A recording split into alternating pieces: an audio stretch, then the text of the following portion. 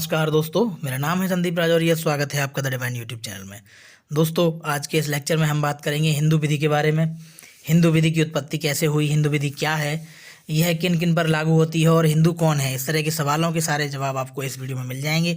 और यह exam point of view से बहुत ही ज़्यादा इंपॉर्टेंट है दोस्तों।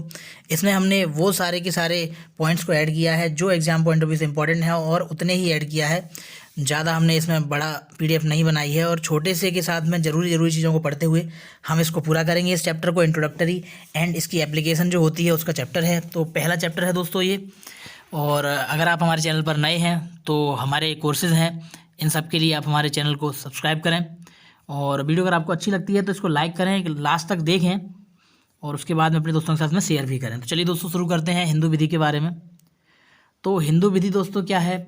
यह धर्म और दर्शन का सम्मिश्रण है, यानी कि हिंदू विधि धर्म और दर्शन से मिलकर के बनी है। यहाँ पर क्या है, प्राचीन समय में ऋषियों और मुनियों के द्वारा तपस्या करी गई। ऋषियों मुनियों ने जब तपस्या करी तो उनको कुछ नियम प्राप्त हुए, कह सकते हैं। कुछ तपस्या से उन्हें ऐसा माना जाता है कि ईश्वर ने नियम बताए, या फिर कुछ ऐसे नियम प्राप्त हुए जो जीवन जीने के लिए बहुत ही ज़्यादा महत्वपूर्ण हैं, जो सामंजस्यपूर्ण जीवन जीने के लिए, जो भी हिंदू हैं आपस में, वो सामंजस्यपूर्ण जीवन जीने के लिए बहुत ज़्यादा जो महत्वपूर्ण नियम हैं, ऐसे नियम बने। इन नियमों को ही जब संहिताबद्ध कर दिया गया तो वो हिंदू विधि बन गई। अब दोस्तों यहाँ पे क्या है कि जो हिंदू विधि धर्म और दर्शन पर आधारित है, तो इसलिए मनुष्य के जितने भी सारे धार्मिक, नैतिक, सामाजिक और कई सारे कर्तव्य हैं, यह भी मिले हुए हैं। यानी कि इसमें जो नियम हैं और इसमें कर्तव्य भी हैं कि हिंदुओं को क्या कर्तव्य निभाने हैं अपने प्रकृति के प्रति और अपने साथ के समाज के प्रति। ऐसे नियम कर्तव्यों का जो संकलन है वो हिंदू विधि है। यहाँ पर इसके बारे में अगर कहें कि मनु ने क्या कहा है, तो मनु ने कहा है कि वेद, स्मृति, सदाचार, जो कुछ अपने को तुष्टिकर हो, ये चार धर्म के स्रोत हैं। तो ये जो मनु ने कहा है दोस्तों, यह क्वेश्चन पूछा जा सकता है एग्जाम में, यह इंपॉर्टेंट है। तो कि मनु ने क्या कहा है, तो मनु ने कहा है भाई वेद पहला, फिर स्मृति है, फिर सदाचार है, और जो अपने को तुष्टिकर हो, ये जो चार हैं ये धर्म के स्रोत हैं, ये बताया। और जो हमारी हिंदू विधि है वो धर्म और दर्शन का ही मिश्रण है, तो इसलिए हम धर्म को ही पढ़ेंगे, धर्म क्या है। तो उसके बाद में हिंदू विधि शास्त्रियों के अनुसार हिंदू विधि जो विधि है वो हिंदू धर्म का ही एक अंग है, और हिंदू विधि मनुष्यों के आचरण एवं सामाजिक के साथ साथ पारलौकिक जीवन से भी संबंधित नियमों की व्याख्या करता है। यानी कि इसमें क्या है, हिंदू विधि में जो इंसान है, जो मनुष्य के आचरण के बारे में बताया गया है, और समाज में जो वो रहता है उसमें कैसे बर्ताव करना है, दूसरे के साथ में कैसे व्यवहार करना है, उसके बारे में नियम है। फिर उसके साथ साथ पारलौकिक जीवन से संबंधित नियम भी दिए गए हैं कि हम मृत्यु के बाद जो दूसरा लोक है उसमें जाएंगे तो वहाँ कैसे कैसे नियम है, उसके बारे में भी बताया गया है। अब जैसे यहाँ पर हम देख सकते हैं कि यहाँ पर कहा जाता है कि ये मान्यता है, हिंदू विधि की कोई अवहेलना अगर करेगा, नहीं मानेगा, तो उसे राजदंड का भागी होगा, यानी सरकार तो उसे दंड देगी ही। ऐसा उस समय के बारे में है, हिंदू विधि में ऐसा क्या है कि वो राजा के द्वारा दंड का भागी होगा, और या तो फिर पाप का भागी होगा, जिसके कारण उसे उसकी जो आत्मा है उसे नरक भोगना पड़ेगा, या फिर नरक की यातना भोगनी पड़ेगी उसे। ऐसा मान्यता है हिंदू विधि की। फिर अगर यहाँ देखा जाए तो जो नॉर्मल लॉ है हमारी, उसमें ऑस्टिन ने जो बताया है, इसकी डेफिनेशन दी है, तो इससे बिल्कुल अलग है। ऑस्टिन कहते हैं कि विधि जो है वो संप्रभु का आदेश है, जबकि यहाँ पर क्या है, जो हिंदू विधि है वो ईश्वर के द्वारा मानव जाति को दिया गया एक उपहार कह सकते हैं, या फिर ईश्वर के द्वारा जो ऋषि उन्होंने तपस्या करी तो ईश्वर ने बताया कि ये नियम है, इनको आप फॉलो करिए। तो इस तरीके से अगर हिंदू विधि की बात करें तो वो ईश्वर के द्वारा दी गई है, यहाँ पर कि संप्रभु का आदेश नहीं है। लेकिन अगर थोड़ा सा ब्रॉड स्थिति से देखें तो यहाँ पर कह सकते हैं कि जो ईश्वर है वही संप्रभु है। उसने अपने प्रतिनिधि के रूप में एक राजा को रखा है, राजा उसको विधि को पालन करवाता है। तो एक तरीके से अगर हमसे ये पूछा जा सकता है कि क्या बड़े स्तर पर अगर सोचने से पता चले भाई कि क्या ऑस्टिन की जो परिभाषा है विधि की वो हिंदू विधि पर लागू होती है, तो बृहत अर्थ में ये लागू होती है। अगर हम माने कि ईश्वर ही संप्रभु है तो उसी का आदेश है जिसकी पालन किया जा रहा है। और हिंदू की जो सामाजिक व्यवस्था है वो 4 वर्गों में विभाजित है। जैसे कौन से, तो ये 4 वर्ग हैं। पहला ब्राह्मण, फिर क्षत्रिय, वैश्य, शूद्र। ये 4 जो वर्ण हैं इनको वर्ण कहा जाता है दोस्तों। ये 4 वर्ण हैं, इनमें विभाजित है। तो यहाँ इन वर्णों की जो है उत्पत्ति कैसे हुई, तो इन वर्णों की उत्पत्ति 2 सिद्धांत बताए जाते हैं। पहला एक है कर्म, कि भाई जो जैसा कर्म करता है उसको वो वर्ण मान लिया जाता है। और दूसरा है दूसरे सिद्धांत के अनुसार क्या है कि ब्रह्मा जी के शरीर से इन चारों की उत्पत्ति हुई है। जैसे मुख से ब्राह्मण की उत्पत्ति हुई है, भुजाओं से क्षत्रिय की उत्पत्ति हुई है, और जंघाओं या उदर से वैश्यों की उत्पत्ति हुई, चरण से शूद्र की उत्पत्ति हुई है। तो यहाँ पर क्या माना गया है दोस्तों, यहाँ पर माना गया है कि बेसिकली ये जो 4 वर्ण हैं इनको कर्म से जोड़ा गया है कि ब्राह्मण का कर्म क्या है, तो ब्राह्मण का कर्म है शिक्षा देना, वेदों का अध्ययन करना, ये बताया गया है। फिर क्षत्रिय का कर्म क्या है, क्षत्रिय का कर्म बताया गया है कि रक्षा करना, क्षत्रिय से कोई शत्रु होता है या किसी भी प्रकार से समाज को अगर कोई भय है तो उसकी रक्षा करना क्षत्रिय का कार्य है, क्योंकि ये भुजाओं से इनको प्रदर्शित किया गया है। फिर वैश्य, वैश्य का कर्म बताया गया है उदर पूर्ति करना, वैश्य उदर से, या तो पेट जो होता है वो क्या करता है, वो सारा कुछ सिस्टम लाता है, एनर्जी वगैरह प्रोवाइड कराता है, तो यानी कि जो भी सामान चाहिए, खाना वगैरह, ये सब कुछ खेती वगैरह करना, ये सारा काम, अनाज वगैरह, ये सब हो गया किसका है, ये वैश्यों का रहा। वैश्यों ने सारी व्यवस्था संभाल ली कि भाई जो भी राशन वगैरह है वो सब। तो जो भरण पोषण किसका कार्य है, भरण पोषण वैश्यों का कार्य रहा।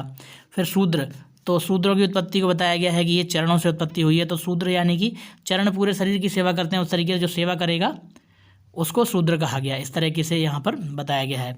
और यही कर्मों के हिसाब से ही ब्रह्मा जी का जो सिद्धांत है उसमें भी है कि भाई ब्रह्मा जी के मुख और मस्तिष्क, ये सब ऊपर वाले भाग से ब्राह्मणों का उत्पन्न हुआ है, और उसके बाद भुजाओं से क्षत्रियों को उत्पन्न हुआ है, फिर जगह और उदर से वैश्यों की उत्पत्ति हुई है, और चरण से शूद्र की उत्पत्ति, ऐसी मान्यता रखी गई है। आगे देख लेते हैं दोस्तों। अब यहाँ पर यह है कि हिंदू विधि जो है वो किस किस पर लागू होती है। तो इसके लिए एक केस है दोस्तों, जिसका नाम है यज्ञपुरुष दास जी बनाम मूलदास। ये केस है, इसमें बताया गया है, न्यायाधीश गजेंद्र गढ़कर जी ने बताया कि हिंदू धर्म की विशेषता क्या है। तो यहाँ ये डेफिनेशन बहुत ही ज़्यादा काम की है दोस्तों, ये एग्जाम में पूछी जा सकती है, और इसको आप मेंस आंसर राइटिंग में भी कोट कर सकते हैं। जैसे कि हिंदू शब्द किसी धर्म विशेष का संकेत नहीं करता है, बल्कि यह एक निश्चित भौगोलिक सीमा में रहने वाले व्यक्तियों को इंगित करता है। यहाँ इन्होंने कहा है कि हिंदू शब्द का मतलब ये नहीं है कि ये कोई धर्म है, धर्म विशेष को संकेत नहीं कर रहा है, ये केवल एक निश्चित भौगोलिक सीमा में रहने वाले व्यक्तियों को ही पॉइंट आउट कर रहा है, इंगित कर रहा है। वेदों को आदर देना तथा इस तथ्य को स्वीकार करना कि मोक्ष के तरीके तथा रास्ते भिन्न भिन्न हैं, और बहुदेववाद के सिद्धांत में विश्वास करना हिंदू धर्म के विशेष लक्षण हैं। यहाँ बताया गया कि हिंदू धर्म के लक्षण है, उनमें वेदों का आदर देना यह एक लक्षण है। फिर ये तथ्य जिसको स्वीकार करना कि मोक्ष के तरीके और रास्ते अलग अलग हैं, इसको भी स्वीकार करना है, यह हिंदू धर्म का एक लक्षण है। और बहुदेववाद यानी कि कई सारे देवों को पूजना, यह भी, और बहुदेववाद के सिद्धांत में इसमें विश्वास रखना, यह हिंदू धर्म के विशेष लक्षण है। ऐसा बताया गया है यज्ञपुरुष दास जी बनाम मूलदास जी के केस में। आगे देख लेते हैं दोस्तों। अगला वाला है अब्राहम बनाम अब्राहमवाद में। इसमें भी न्यायाधीश ने यह कहा कि हिंदू शब्द से जन्म से हिंदू के साथ साथ हिंदू धर्म में परिवर्तित व्यक्ति भी आते हैं, यानी कि जो परिवर्तित होकर हिंदू बन गए हैं, जिन्होंने अपना धर्म परिवर्तन कर लिया है, वो हिंदू भी आते हैं। अब दोस्तों जानते हैं कि हिंदू विधि किन किन व्यक्तियों के ऊपर लागू होती है। तो हिंदू विधि बेसिकली हिंदुओं के ऊपर लागू होती है, लेकिन प्रश्न यह है कि हिंदू कौन है। तो हिंदू कौन है जानते हैं।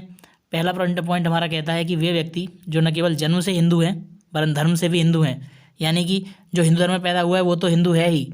जो व्यक्ति ऐसा है जो हिंदू धर्म में पैदा नहीं हुआ है फिर भी धर्म परिवर्तन करके हिंदू बन गया है, तो उसके ऊपर भी हिंदू विधि लागू होगी। चलिए फिर अगला कह रहा है कि वे अवैध संतान जिनके माता पिता दोनों हिंदू थे, तो वो भी हिंदू होंगी। चलिए थर्ड पॉइंट कह रहा है वे अवैध संतान जहाँ पिता ईसाई तथा माँ हिंदू है तथा संतान का पालन पोषण हिंदू की तरह हुआ है। तो यहाँ ये देखने योग्य है कि भाई पालन पोषण किसकी तरह, हिंदू की तरह से हुआ है, तो वो हिंदू विधि लागू होगी और वह हिंदू है। चलिए अगला पॉइंट देख लेते हैं। अब भारत में जो बौद्ध, जैन, सिख और नमूदरी ब्राह्मण हैं, इनके ऊपर भी हिंदू विधि ही लागू होगी। और जो धर्म परिवर्तन करके दूसरे धर्म में चले गए और बाद में पुनः हिंदू धर्म में चले आए, उनके ऊपर भी हिंदू विधि लागू होगी। और वीर शैव, लिंगायत तथा ब्रह्म समाज, प्रार्थना समाज और आर्य समाज के ये सारे व्यक्ति होंगे, इनके ऊपर भी हिंदू विधि ही लागू होगी दोस्तों। फिर हिंदुत्व अपना लेने वाली आदिम जातियों पर हिंदू विधि इस सीमा तक लागू होगी जहाँ तक वह उसकी प्रथाओं द्वारा परिवर्तित नहीं कर ली गई है। यानी कि देखिए दोस्तों, जो आदिम जातियाँ होती हैं उनके ऊपर भी हिंदू, अगर कोई आदिम जाति है जिसने हिंदू धर्म अपना लिया तो उसके ऊपर भी हिंदू विधि ही लगेगी, लेकिन उस सीमा तक लगेगी जहाँ तक जो जैसे आदिम जाति जो होती हैं उनकी प्रथाएं कुछ अलग होती हैं। अगर वो प्रथाएं हिंदू विधि द्वारा परिवर्तित नहीं की जा रही हैं तो लागू होगी, लेकिन कोई ऐसी हिंदू विधि है जो उनकी प्रथाओं को परिवर्तित कर रही है तो उस पर वो हिंदू विधि अप्लाई नहीं होगी। अब दोस्तों क्या है कि जो हमारे भारतीय हैं, हम सब भारतीय हैं, तो हम पर जो विधि लागू होती है वो हर मामले में हिंदू विधि लागू नहीं होती है। जो पर्सनल लॉज होते हैं वो केवल पर्सनल मामलों ही में लागू होते हैं। जैसे कौन से हैं, तो हिंदू विधि जिन मामलों में लागू होती है वो है, पहला उत्तराधिकार, उत्तराधिकार का मामला होगा तो उसमें हिंदू विधि लागू होगी। धार्मिक प्रथाओं के ऊपर होगी हिंदू विधि। दत्तक ग्रहण होगी यानी कि अडॉप्शन इसमें होती है, और भरण पोषण मेंटेनेंस वगैरह इसमें भी हिंदू विधि लागू होगी। विवाह की अगर कोई बात आती है तो वहाँ पर पर्सनल लॉज लागू होते हैं। हिंदू के विवाह की बात हो रही है तो हिंदू विधि लागू होगी, अन्यथा मुस्लिम विधि या फिर कोई अन्य विधि जो भी पर्सनल लॉ है। और अवयस्कता संरक्षकता यानी कि जो भी इस पर लागू होगी, और इच्छा पत्र दान, ये सारे जो भी मामले हैं इन सब में हिंदू विधि लागू होगी, अन्यथा अन्य किसी में नहीं होगी। अन्य तो हम लोग जैसे और जो सामान्य जो कानून है उनके द्वारा गवर्न किए जाते हैं। अब यहाँ पर दोस्तों ये है कि जो हिंदू विधि है वो स्थानीय विधि नहीं है, यानी कि ये जो है ऐसा नहीं है कि हिंदू विधि है तो वो हिंदुस्तान में रहने वाले या भारत में रहने वाले लोगों के ऊपर ही लागू होगी, ऐसा नहीं है। जो हिंदू है वो कहीं भी जाता है वहाँ उस पर हिंदू लॉ लागू होता है, चाहे हिंदू कहीं भी किसी भी देश में चला जाए उस पर जो ये सारे ऊपर के मामले हैं, इन मामलों के ऊपर अगर कोई भी मामला आता है इनसे संबंधित तो उस पर हिंदू लॉ ही लागू होगा, चाहे वो किसी भी देश में हो। लेकिन अब यहाँ पर यह चीज़ मानने वाली कि हिंदू कौन है, तो इसके बारे में कुछ न्याय निर्णय हैं, उनको हम देखते हैं कि जो हिंदू शब्द है सामान्य शब्द है जिसमें वे व्यक्ति सम्मिलित हैं जो सामान्य रूप से हिंदू कहलाते हैं। शब्द हिंदू उन सभी व्यक्तियों को सूचित करता है जो हिंदू धर्म का व्यवहार करते हैं, यानी हिंदू धर्म का पालन करते हैं, जो जन्म से अथवा धर्मांतरण द्वारा हिंदू बन जाते हैं। हिंदू शब्द के सांस्कृतिक इकाई का बौद्धक होने की बात अत्यंत आश्चर्यजनक प्रतीत होती है। इसके अंतर्गत घोर मूर्ति पूजक से लेकर अनिश्वरवादी वर्ग के लोग भी समझाते हैं, यानी कि ऐसा नहीं है कि यहाँ पर जो मूर्ति पूजा करे वही हिंदू है। कई सारे ऐसे भी हैं जो मूर्ति पूजक नहीं है और उनकी घोर निंदा करते हैं मूर्ति पूजा की, फिर भी वो हिंदू हैं। और कई जो है ईश्वर को नहीं मानते फिर भी वो हिंदू हैं। इस तरह के लोग भी हिंदू हैं ऐसा माना जाता है। तो यहाँ जो पहले यज्ञपुरुष दास जी बना मूलदास जी के केस के बारे में बताया गया था, तो उन्हीं के केस का फिर से बता दिया गया है। हिंदू कौन है अगर इसको हमें समझाना है तो यह डेफिनेशन बहुत ज़रूरी है दोस्तों। जो इस केस में कहा गया ये बहुत ज़रूरी है कि भाई वेदों को आदर देना, तथ्य को स्वीकार करना कि मोक्ष के तरीके अथवा रास्ते भिन्न भिन्न हैं तथा बहुदेववाद के सिद्धांत में विश्वास करना, यही हिंदू धर्म के विशिष्ट लक्षण है। तो यहाँ पर कितने लक्षणों के बारे में बताया गया दोस्तों? एक, वेदों का आदर देना, दूसरा इस तथ्य को स्वीकार करना कि मोक्ष के तरीके और रास्ते भिन्न हैं, ये 2 हो गए, बहुदेववाद का सिद्धांत 3, ये 3 लक्षण बताए गए हैं जो बहुत इंपॉर्टेंट हैं हिंदुओं के लिए, हिंदू धर्म के हिंदू कौन है ये समझने के लिए। फिर दूसरा यहाँ पे केस बताया गया है मनोहर जोशी बनाम NV पाटिल।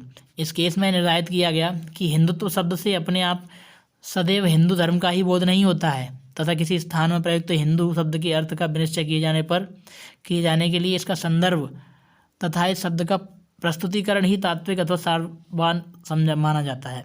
यानी यहाँ पर यह कह रहे हैं कि जो हिंदू शब्द है, शब्द से अपने आप सदैव हिंदू धर्म का ही बोध नहीं होता है। यहाँ ये देखा जाता है कि जो शब्द का प्रस्तुतिकरण है इसका सार क्या है। अब नेक्स्ट आता है दोस्तों टॉपिक की जन्मजात या संपरिवर्तित हिंदू, तो इनमें क्या अर्थ है इनका और क्या भिन्नता है। तो अब्राहम बनाम अब्राहम केस में कहा गया प्रिवी काउंसिल के द्वारा, इसने कहा कि शब्द हिंदू के अंतर्गत वे लोग हैं जो हिंदू के रूप में जन्म लेते हैं और वे भी हैं जो हिंदू धर्म में अपना धर्मांतरण कर लेते हैं।